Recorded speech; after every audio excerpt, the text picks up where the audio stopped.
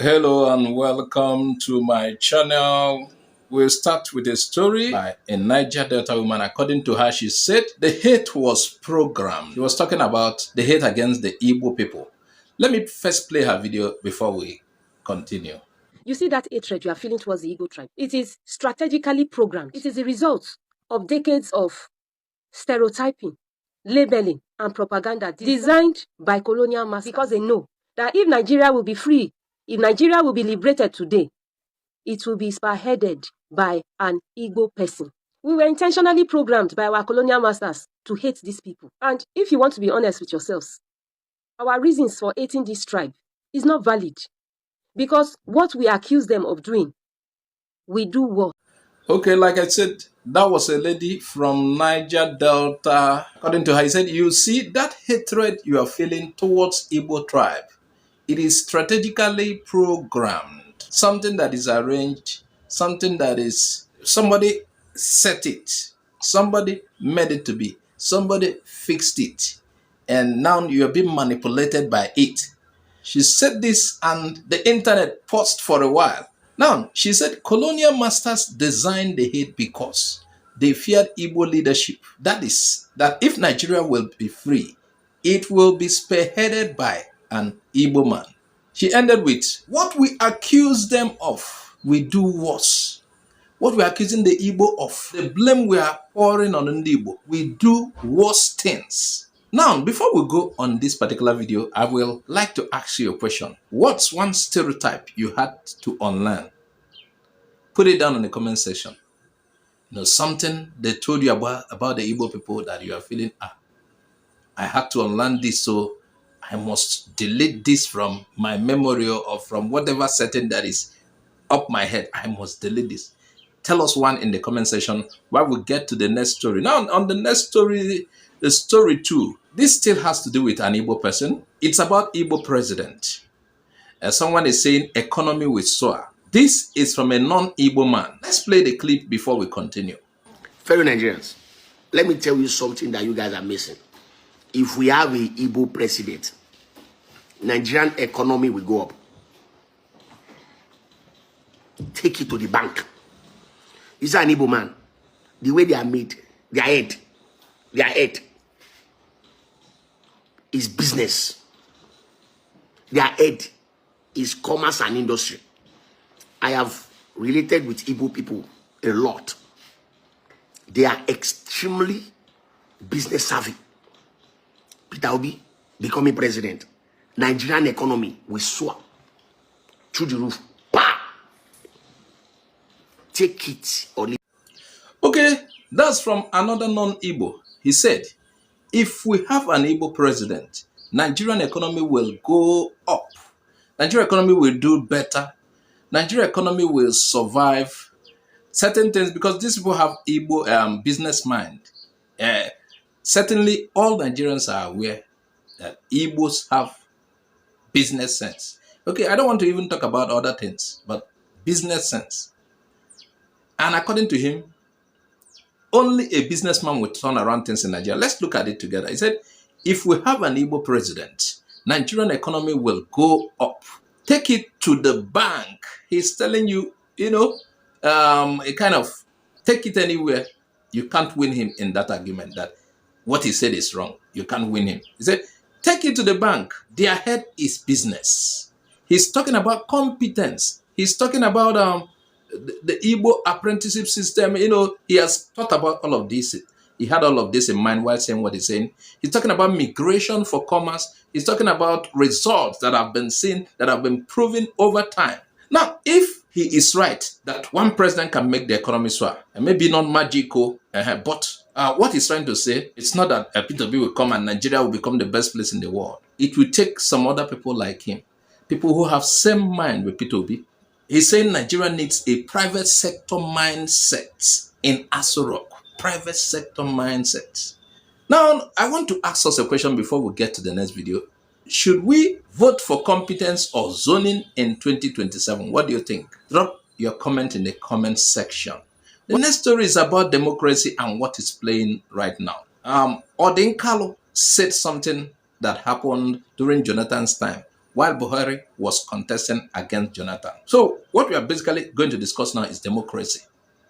Chidi Odunkalo just reminded us of 2015. He said when Buhari was opposition, his convoy was attacked. But President Goodluck Jonathan, his rival, who is the president, who is the commander-in-chief as at that point in time, who is the incumbent, normally he should see Buhari as a major rival.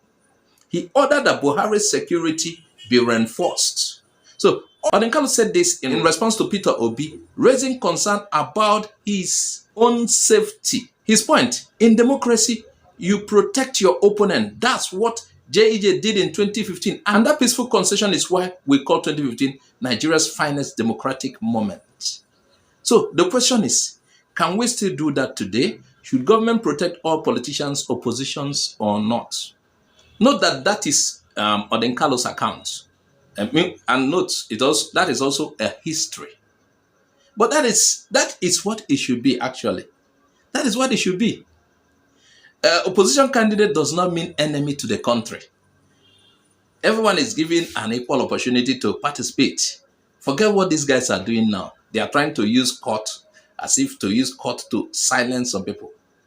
The way things are going now, he's trying to say during Jonathan's time, the opposition could breathe. But what is happening now? Look at it, compare it to that time. What is happening right now? I don't know whether the current president doesn't want an opposition. Meanwhile, what is democracy without an opposition? Other parties will field their candidates and they will compete with you. The people's voice should be what counts. Is that the case in Nigeria? This is a question. Let's go to the next story and we round up with that one. This particular story shocked everyone. Yeah. Anambra naps fake surgeon. So that is a breaking news from Anambra. The Anambra state government arrested a 47-year-old woman, Onyinyechi Charles, for allegedly running an illegal maternity home in Umueri. According to Commissioner for Health, Dr. Afam Obidike, she allegedly performed C-section and other surgeries without a license. Oh, Diego. Hey! During the raid, they found surgical instruments, hospital beds, and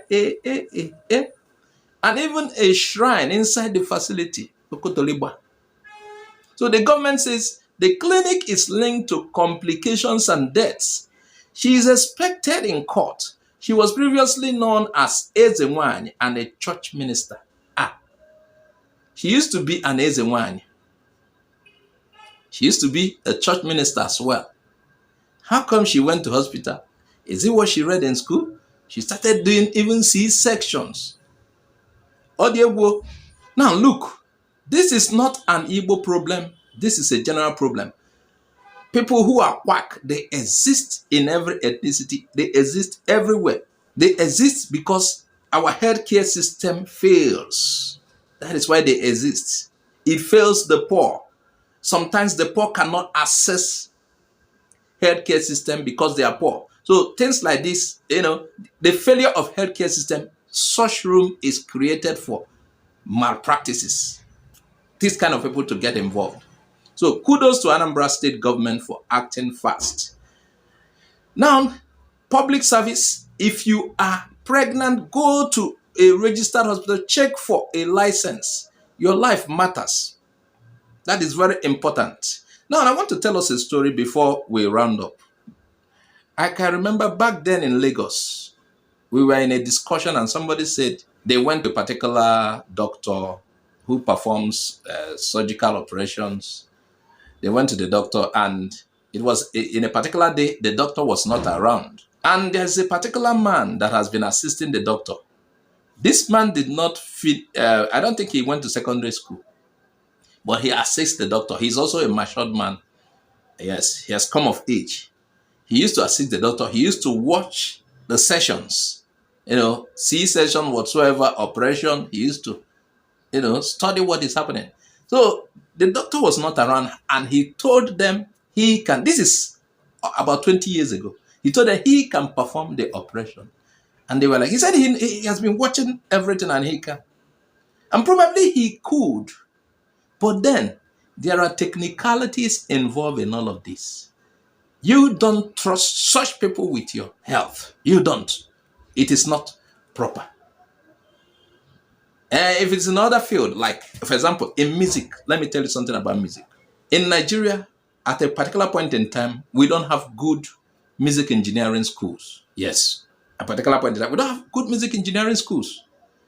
Most of us, like me, there was a time I was a music engineer. We learned it through working with studios.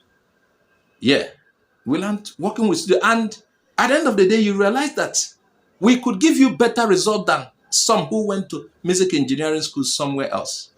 But that is not to do with health. Note, that is not to do with health. When it comes to health, care must be taken. You don't even play that tricks with building. And that is why some of the buildings are collapsing. Some contractors will tell you, I have been watching my boss do this now. I know the calculation. I know what it takes, the number of rod it takes to do that decking. Several of collapsed building cases is caused by people like that. Several of them. You don't do it on certain things. In music, because music has no major rules, we've been doing it. And it's like we're getting results. But you don't do that with certain things in life. Thanks for watching.